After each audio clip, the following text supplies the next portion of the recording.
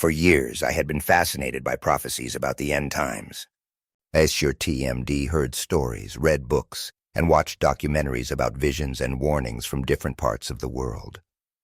But there was one place that always seemed to stand out from the rest, Medjugorje. Located in a small village in Bosnia and Herzegovina, Medjugorje has been a spiritual destination since 1981, when 6 young visionaries claimed to have seen the Virgin Mary. As time went on, these apparitions would reveal not just messages of peace and conversion, but also prophecies about the future, specifically regarding the end times.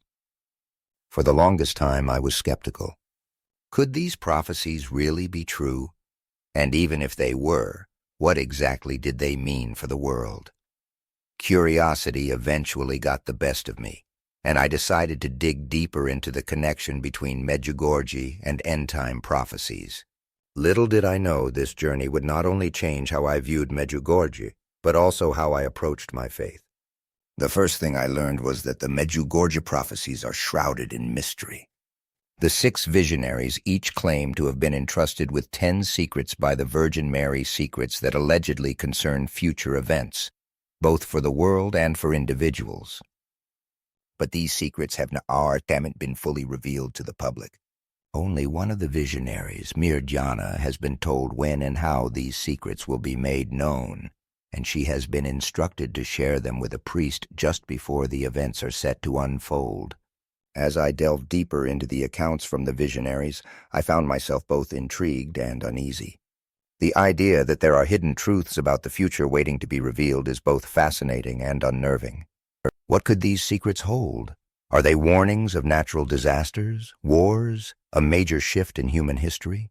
The more I learned, the more I realized that Medjugorje URTM's messages were less about spreading fear and more about preparing people for spiritual transformation. One of the most profound aspects of the Medjugorje apparitions is the emphasis on personal conversion. The Virgin Mary repeatedly calls for prayer, fasting, and reconciliation, not just to prepare for the secrets, but as a way to live a holier life. She warns that humanity is on a dangerous path, one that leads away from God, but it is not too late to change direction. This message hit home for me. I started to realize that perhaps the focus of these end-time prophecies was not solely on external events, but on our own spiritual journey.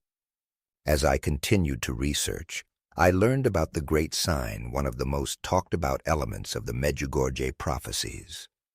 According to the visionaries, there will be a miraculous sign left on Apparition Hill, the site where Mary first appeared to them.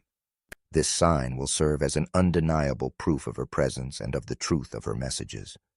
But the visionaries also warn that by the time the sign appears, many of the prophesied events will have already begun to unfold. This realization sent shivers down my spine. I couldn't help but wonder what kind of events would precede this miraculous sign, and would the world be ready? One of the most chilling aspects of the Medjugorje prophecies is the repeated call to urgency. Mary has often emphasized that we are living in a time of grace, but that this time will not last forever. She implores people to return to God, to strengthen their faith, and to pray for those who are far from Him. Him as a plea for conversion, not just personal conversion, but a global one. As I reflected on this message, I couldn't help but think about the state of the world today. Wars, natural disasters, political unrest at URTMs. Easy to see how these prophecies could feel all too real. But at the same time, there was a sense of hope embedded in her words. She didn't speak of an apocalypse meant to destroy, but a period of trial meant to bring about redemption. One particular prophecy that struck me was the one concerning the Illumination of Conscience, also known as the Warning. According to some interpretations of the Medjugorje messages, this event will involve every person on earth seeing the state of their soul as God sees it. It said that people will be given a moment of clarity, a chance to see their lives, their sins, and their need for God ORTM's mercy. I found this concept both terrifying and beautiful. Imagine being given a glimpse into your own soul, with all its flaws and imperfections laid bare before you. But also imagine the grace that would come with that moment, the opportunity to repent and change your life. As I spent more time reflecting on these end-time prophecies, something in me started to shift. At first, I was consumed with trying to figure out what the secrets were. I wanted to know the specifics, what would happen, when, and how. But over time, I realized that focusing too much on the events themselves missed the point. The heart of the Medjugorje message is Nerudim's about knowing the future, Ita Yurim's about preparing for it. And preparation, according to the Virgin Mary, means deepening our relationship with God through prayer, fasting, and acts of love. It was around this time that I decided to take the Medjugorje messages more seriously in my own life. I began to pray the Rosary daily, as Mary had requested. I made fasting a regular part of my routine, offering it for peace in the world and for my own spiritual growth.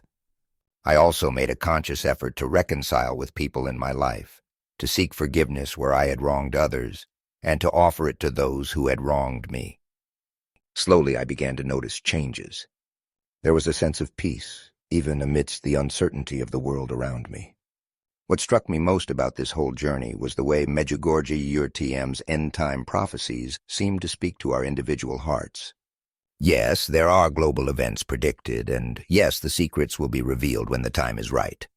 But the real message is that we need to focus on our own personal conversion, on bringing peace into our hearts and our homes. Maria Yurtm's repeated calls for prayer and reconciliation are just about preparing for external events. They at Yurtm are about preparing our souls. One of the final pieces of the prophecy puzzle is the triumph of Maria Yurtm's Immaculate Heart. According to the messages, after a period of trial and suffering, there will be a time of peace. Maria Yurtm's Immaculate Heart will triumph, and the world will be renewed.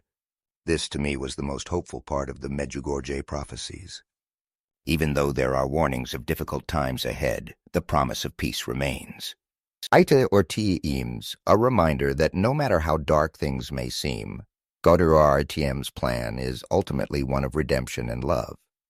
As I concluded my deep dive into Medjugorje Yurtm's end-time prophecies, I realized that they weren't a Yurtm meant to scare or overwhelm, but to inspire.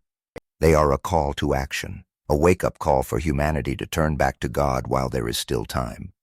But they are also a message of hope, a reminder that even in the midst of trials, God Yurtm's mercy is always available to those who seek it.